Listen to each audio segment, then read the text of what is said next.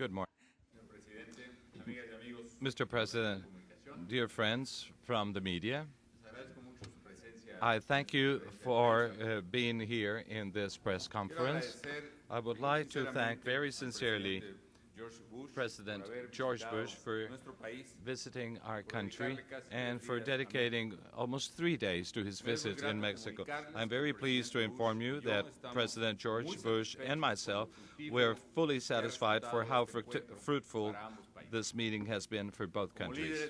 As leaders of sovereign nations, we have talked in a respectful environment, in a cordial environment, about very diverse and complex issues of our bilateral agenda.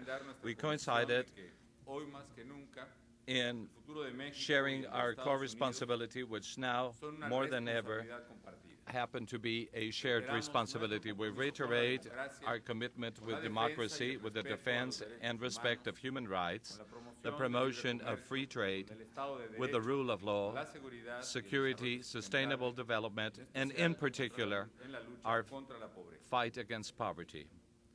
From this platform of understanding, we have covered in detail each of the issues of our bilateral agenda. I would like to express my gratitude to President Bush that we have talked so openly with the sincerity and respect of both countries that are not only neighbors, but they're pursuing to do what true friends should do. We have talked, for example, about the strengthening of a task force that will be directed to the transition of food trade, of sensitive products such as corn and beans.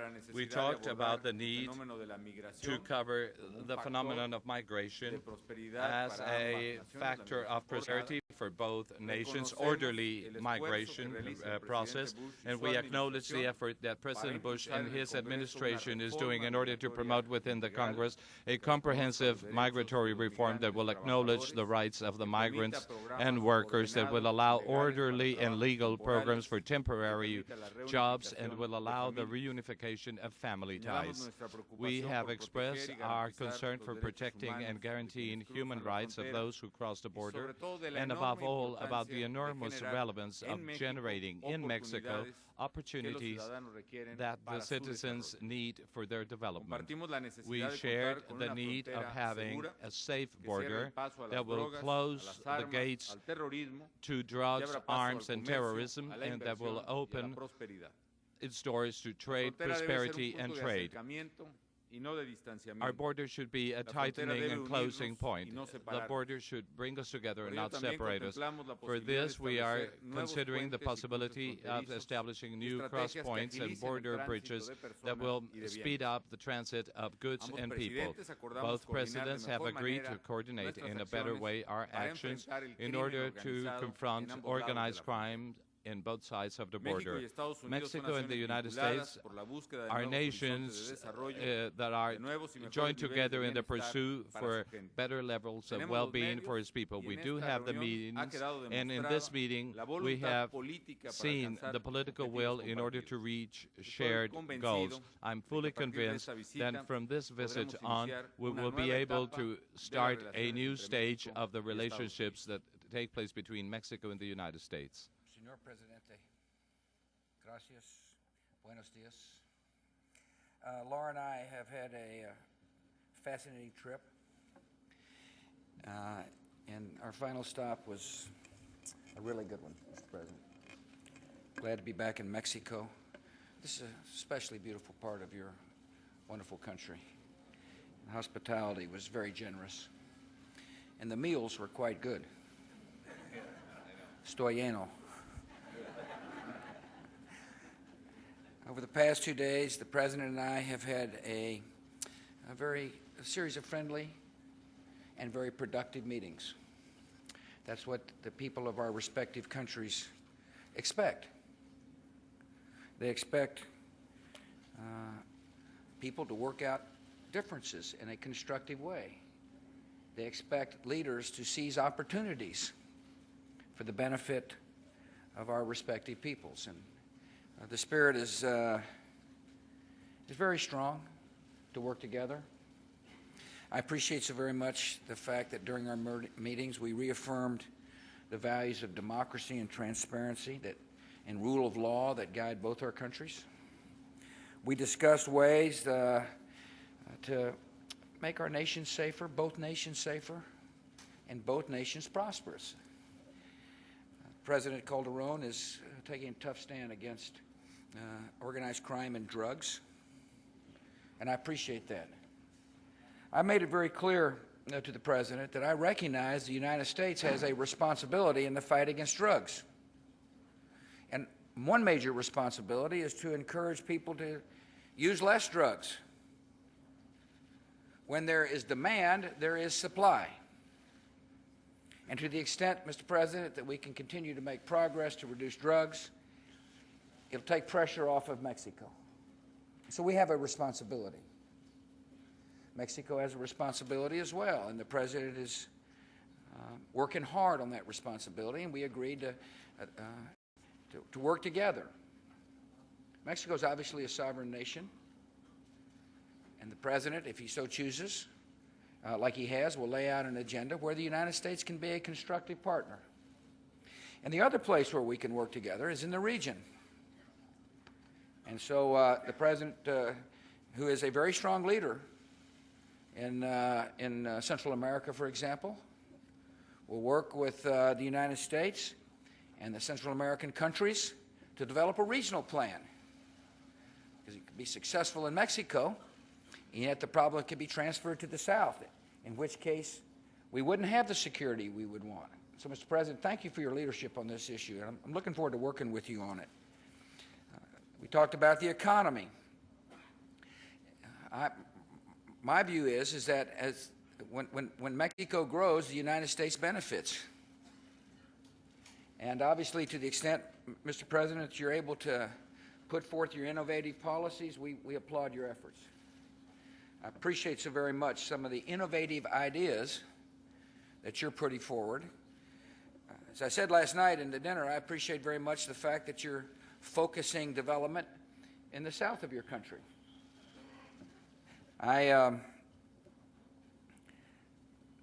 Obviously, there's a lot of discussion about trade. People in my country are concerned about trade. People in Mexico are concerned about trade. There are strong protectionist sentiments in the United States.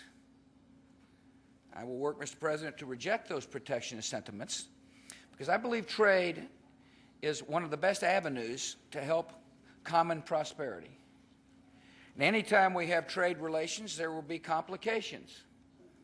And I pledged to the President that we would work together to ensure a smooth transition to full trade in dealing with sensitive issues such as corn and beans. Education is an important issue that is for our two countries. And I appreciate your commitment to strong education. The United States can help. I'm a big believer in student exchanges between our two nations on both sides of the border. One reason I am is because I think it's important sometimes for people to gain an accurate perception of my country by coming to my country. I love for the fact that students travel back and forth. Mr. President, this morning I met with some students that are funded through USAID programs who have come to the United States to take different courses in different subjects and then have come back to Mexico to lend the expertise that they have gained to improve the communities in which they live. This is a vital program that the United States must continue, in my judgment, in order to help people realize the great benefits of education. We spent a lot of time on the important and sensitive issue of migration. I say sensitive because obviously this is an issue that people can use to inflame passions. I say important because a good migration law will help both economies and will help the security of both countries. And the reason I say that is that if people can come into our country, for example, on a temporary basis to work, doing jobs Americans aren't doing, they won't have to sneak across the border. And by the way, a system that encourages people to sneak across the border is a system that leads to human rights abuses. It's a system that promotes coyotes and document forgers. It's a system that allows for the exploitation of citizens who are trying to earn a living for their families. And so, Mr. President, as we discussed, I will work with Congress, with members of both political parties, to pass immigration law that will enable us to respect the rule of law and at the same time respect humanity in a way that upholds the values of the United States of America. I appreciate your hospitality. It's been a very warm greeting, Mr. President. I thank you and your good wife for being so kind to Laura and me. I look forward to future conversations. Muchas gracias. Daremos paso a la sesión de preguntas y respuestas, We'll have a empezando Q&A por session parte now, de la prensa de starting México. with the Claudia Herrera de Mexican La Jornada, press. por favor. Claudia Herrera from La Jornada. Buenos días, Good Presidente de morning. Estados Unidos. Buenos días, Presidente de President of the México. United States of Al America, final- President of the United Mexican States. Perdóneme. Okay. Thank you. Buenos días. Good Al morning. final de esta gira, esta pregunta es para Your el presidente. visit is coming to an end George now. Bush. This is Al a final question de for esta President gira, George Bush. At the end ¿Encuentra usted of your visit, ha encontrado sir, aliados have you para found hacer contrapeso a la allies iniciativa de in Hugo order Chávez? to ¿Qué place a compromiso counterweight to the concretamente initiatives of Hugo asumió Chávez? el What presidente, commitments did Felipe Calderón Felipe Calderon para jugar un take papel on in de order ariete o to de contrapeso a estas be a iniciativas de Hugo counterweight Chávez, to por un lado, these y por otro, initiatives al of Hugo Chavez on the one hand, presidente and on the Felipe other hand, la President canciller Felipe Patricia Calderon Espinosa asegura Foreign que se está Minister trabajando para Patricia normalizar la relación con Venezuela. has said Esto, that you ¿en are qué working medida es in order to compatible strengthen the con la relationship intención with Venezuela. How is this de hacer estos compatible compromisos con el presidente Bush with the para, commitments that you're taking on impulsar with este President contrapeso Bush en in América order to Latina give a thrust to iniciativas this de counterweight Hugo in Latin Chávez? America? Thank concerning you for Hugo the Chavez? question. We spent a lot of time talking about Mexico's role in the world. Mexico is a respected nation. President Calderon is a respected leader. But our conversation is focused on democracy and rule of law and prosperity and how to improve the lives of our fellow citizens. We spent time talking about social justice and concern for the poor.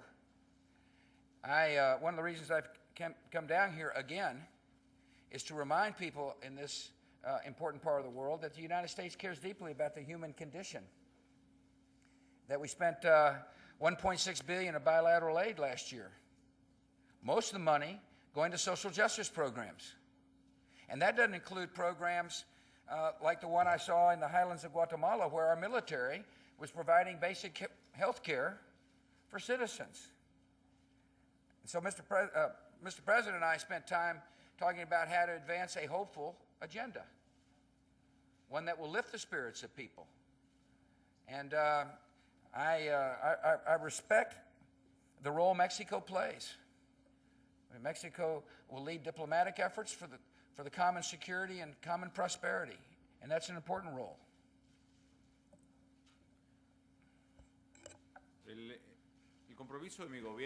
The commitment and purpose of my government is to have constructive, positive, and sound relations with all countries of the world. And, of course, with the countries of Latin America, without exception, and certainly the most important relationship with Mexico abroad is that the one that we have with the United States due to the migration that exists, the flows through the borders, and all else that you are well aware of. However, Mexico is respectful of the opinions of other leaders. We are respectful of the heads of states of other countries, such as Venezuela and certainly the United States. We are a government that has principles and values such as democracy, freedom, liberty, and legality, and certainly security and safety. On the other hand, not as a strategy.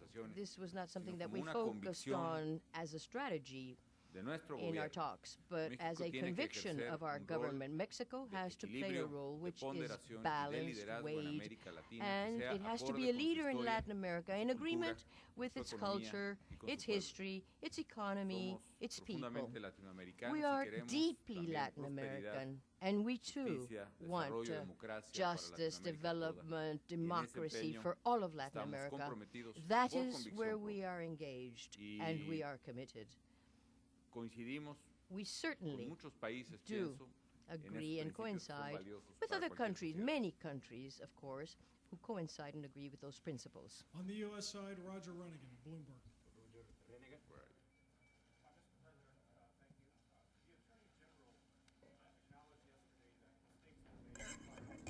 Hold on, Roger. The world wants to hear your voice. Thank you. The Attorney General acknowledged yesterday that there were mistakes in the firing of prosecutors. What's his future in your cabinet? Do you have confidence in him? And more importantly, or just as important, how effective can he be in Congress going forward when he's lost a lot of confidence among Democrats and doesn't have many defenders among Republicans? I do have confidence in Attorney General Al Gonzalez. I talked to him this morning, and we talked about his need to go up to Capitol Hill and make it very clear to members in both political parties why the Justice Department made the decisions it made, make it very clear about the facts. And he's right, mistakes were made. And I'm frankly not happy about them because there is a lot of confusion over what really has been a customary practice by the presidents. U.S. attorneys and others serve at the pleasure of the president. Past administrations have removed U.S. attorneys. It's their right to do so. The Justice Department recommended a list of U.S. attorneys. I believe the reasons why were entirely appropriate. And yet, this issue was mishandled to the point now where you're asking me questions about it in Mexico, which is fine. I mean, if I were you, I'd ask the same question. This is this is an issue that, and so Al, let me just say, Al was right, mistakes were made, and he's going to go up to Capitol Hill to correct them. I appreciate the fact that he's taken some action, because anytime anybody goes up to Capitol Hill, they've got to make sure they fully understand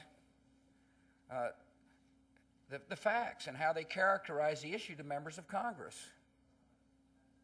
And the fact that both Republicans and Democrats feel like that there was not straightforward communication troubles me, and it troubles the Attorney General. So he took action, and he needs to continue to take action. Francisco Trejo, TV Azteca. Francisco Trejo, TV Azteca. Good morning to both presidents. President Bush, ask you, why do Mexicans why would you think that Mexicans could believe in a reform in migration when for so many years this was not a possibility nor reality? And what are your chances of coming through with this bill in Congress? And President Calderon, you had lunch with President Fox. Can you tell us what you talked about? They talked about carne. Excuse me, I wasn't there. No, that's a legitimate question. And the question is, why now? Why do I think something positive can happen? Well, first of all, the legislative process takes a while in the United States. I don't know about Mexico, Mr. President. But sometimes legislators, debate issues for a while before and solution can be achieved. And we had a very, by the way, we haven't had a serious debate on migration until recently. A law was passed in 1986, and then there really wasn't a serious debate until pretty much starting after the year 2000, if my memory serves me well. I've always known this is an important issue because I happen to have been the governor of Texas. And so I'm very comfortable about discussing the issue and have elevated the issue over the past years. And members of Congress have taken the issue very seriously. But it's hard to get legislation out of the Congress on a very complex issue. A lot of Americans were deeply concerned that the United States was not enforcing our laws. They felt like there wasn't a commitment to the rule of law. Over the past year, I believe we have shown the American people that there is a strong commitment to the rule of law.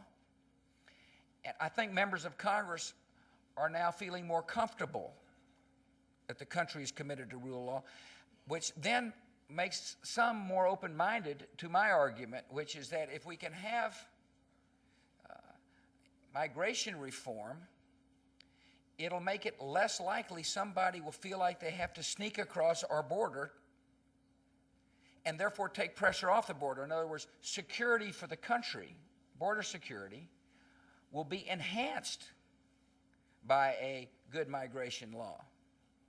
And then it'll make it easier for us to focus our assets on drugs, terrorists, criminals, and guns, moving both ways. I feel pretty good about it. I don't want to predict legislative successes, but I can tell you my mood is optimistic because the mood in the Congress seems like it has changed. From skepticism last year to knowledge that getting a comprehensive bill will be in the nation's interests. Secondly, I'm optimistic because Republicans in the Senate are working with Democrats in the Senate. We're facilitating that work. The administration is very much involved with helping the senators find common ground to the point where we can move a bill as quickly as possible out of the Senate so it gets to the House of Representatives. I'm not a betting man. I don't like to bet because when I do, I usually lose. But I'm an optimistic man in this case about getting comprehensive reform, and a bill is in the interest of both countries.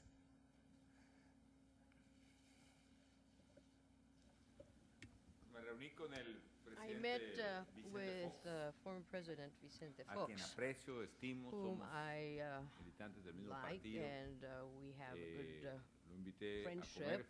We belong to the same party. I invited him to lunch. We talked for quite a while, talked about matters in a very constructive fashion. And he congratulated us for the work that we've done during these first 100 days. He also said that he had the will to collaborate and cooperate in a respectful fashion with the government for the benefit of Mexicans. I have also met with other former presidents, and I'm sure that I will continue to meet with President Fox in the future throughout my administration. Kelly O'Donnell of NBC. Here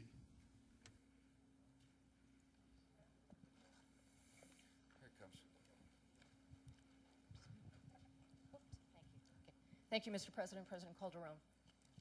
On the dismissal of U.S. attorneys, there have been allegations that political motivations were involved. Is political loyalty to your administration an appropriate factor? And when you talked to Attorney General Alberto Gonzales last year, what did you say, and what did you direct him to do? Thanks, Kelly. I've heard those allegations about, political decision-making. It's just not true. Secondly, just so you know, I get asked, I get complaints all the time from members of Congress on a variety of subjects. Senator, the senator, congressman, congressperson, so and so, and there's occasionally frustration with the executive branch, and they will pull me aside and say, are you aware of this? Are you aware of that? And I did receive complaints about U.S. attorneys. I specifically remember one time I went up to the Senate and senators were talking about the U.S. attorney. I don't remember specific names being mentioned, but I did say to Al last year, you're right, last fall, I said, have you heard complaints about AGs? I have. U.S. attorney, excuse me. And he said, I have. But I never, brought up a specific case, nor gave him specific instructions. Sir, might he have inferred that you discussed it with him was a need for him to take action? You're going to have to ask Al that question. But as I say, I discuss with my cabinet officials complaints I hear. Members of the Senate come up and say to me, I've got a complaint. I think it's entirely appropriate and necessary for me to pass those complaints on. Now, I don't every single time, but people view their moment with the president sometimes as an opportunity to unload their frustrations about how things may be working in their state, or congresspersons how things may be working in their district. And whether it be the Attorney General or the Secretary of State or other members of my cabinet, I pass those complaints on at times. And what Al did and what the Justice Department did was appropriate. U.S. attorneys serve at the pleasure of the president. In other words, they're appointed by the president. They can be removed by the president. What was mishandled was the explanation of the case. The cases to the Congress. And Al's got work to do up there. And the thing I appreciate about the Attorney General was he said publicly, that they could have handled it better. Mistakes were made and took action. And obviously more action needs to be taken. That's what I discussed with him on the phone today. Carlos Calzada, Radio Educación. Carlos Calzada, Radio Educación. ¿Qué tal, señores? Buenos días. Señor Good presidente morning. Calderón, la pregunta President sería en Calderon. el asunto del tema energético a 4 días de la Concerning expropiación petrolera energy en nuestro matters, país. Si nos puede detallar un poco más de qué se habló sobre este tema petrolero, habida cuenta que los senadores de oposición aquí en nuestro país han señalado que no se va a permitir de ninguna manera la privatización de petróleos mexicanos, pero también tenemos la ineludible realidad de que las reservas, esta bonanza petrolera, pues cada día se acerca a su fin. Quisiera yo saber qué se platicó sobre este tema energético. Y para el presidente Bush, pues también en el inicio del 2008 se dará la apertura total al sector agropecuario en nuestro país. Quisiera saber si hay alguna posibilidad de renegociar o tal vez de aplazar esta entrada de este apartado agropecuario del Tratado de Libre Comercio de América del Norte ante las constantes quejas de los productores mexicanos. Gracias. Bueno, la verdad es que no abordamos el tema energético, que es un tema que compete The truth of the matter is that we did not discuss this issue of oil, because this is something that has to do specifically with Mexicans. This is a Mexican issue. We will not privatize a company that belongs to Mexicans, such as in the case of Pemex. We will have to see this later on in terms of sovereignty and speak about the initiatives, of course, and to see what our Congress states. We do have problems with the decline of especially Cantarell, which has been very important in the production of oil throughout the years, but which is declining in amounts. But we will have to be very clear on the fact that we will be sharing responsibility between Congress and the President. Concerning agriculture and livestock, I do share the sensitivity of our working group and President Bush. We have set up a working group to deal with the matters of corn and bean, precisely to make more agile this transition which is established at the end of the free trade agreement, NAFTA. We do have different problems now today, different from what it was 1 year ago, when we see that the prices of corn are going down. We are having very high costs in our production. This has left our producers out of competition. And now we are seeing what consumption is all about with these very high prices in the case of corn.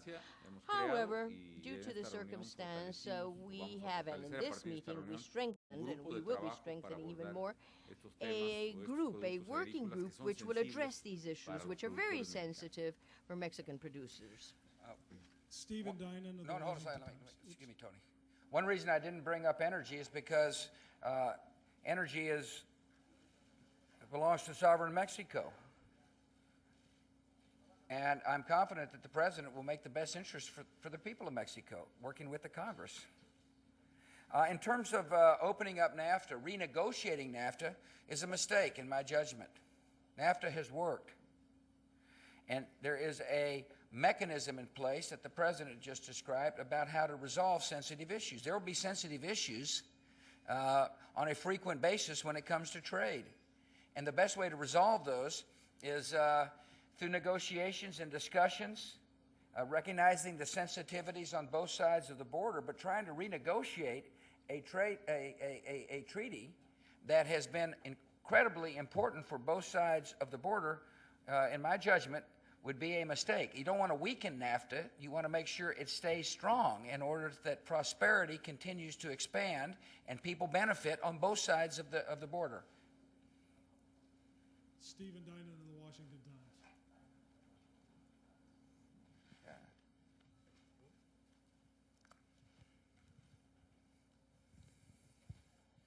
Thank you. President Bush, you said the other day that you want to first find a coherent Republican position in the Senate. Most Senate Republicans voted against last year's bill in the Senate. What changes are you willing to make, and would you be willing to forego a path to citizenship as part of that bill? And President Calderon, it's been reported you have relatives working in the United States. What have you learned from their experiences? Do they want to become citizens, and are they there legally?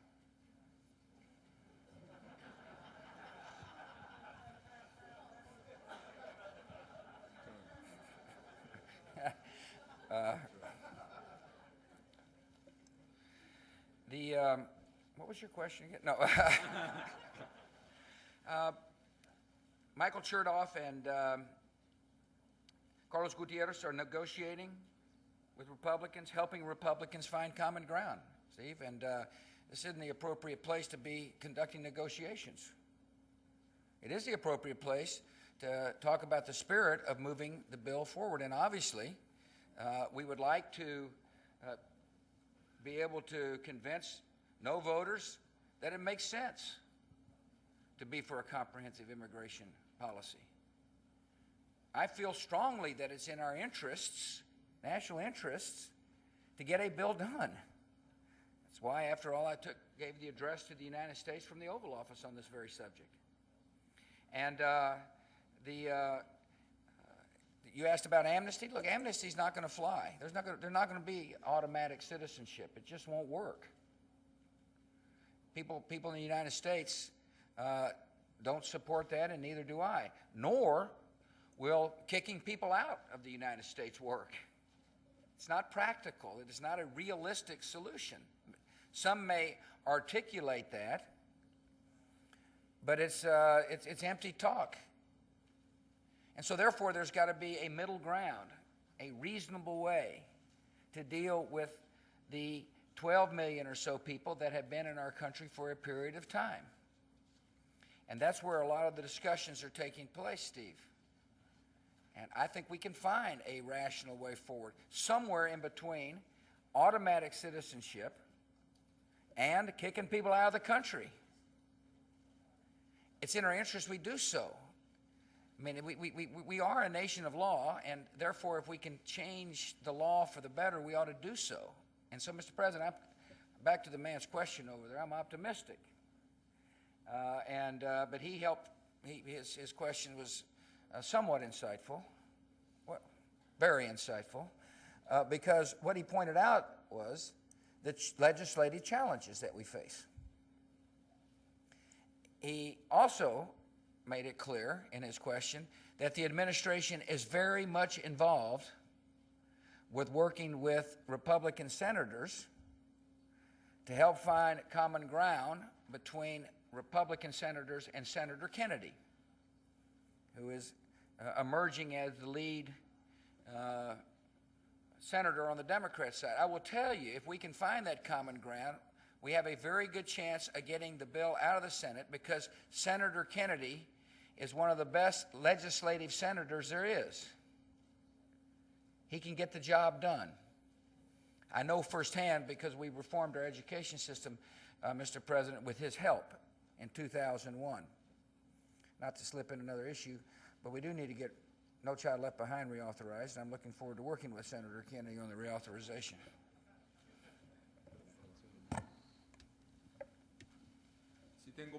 Yes, I do have family in the United States, and what I can tell you is that these are people who work and respect that country.